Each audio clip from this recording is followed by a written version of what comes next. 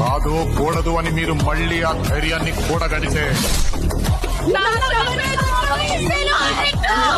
నేను పవన్ కళ్యాణ్ ఫ్యాన్ ని.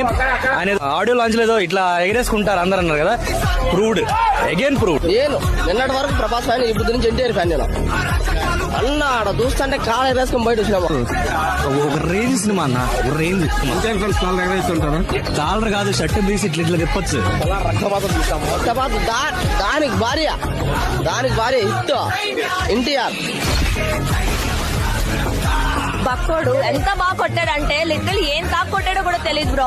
ఒక్కొక్క బీజియం లోపలికి ఇంజెక్ట్ అవుతుంది లిటరలీ. ఎవరు ఫ్యాన్ నువ్వు?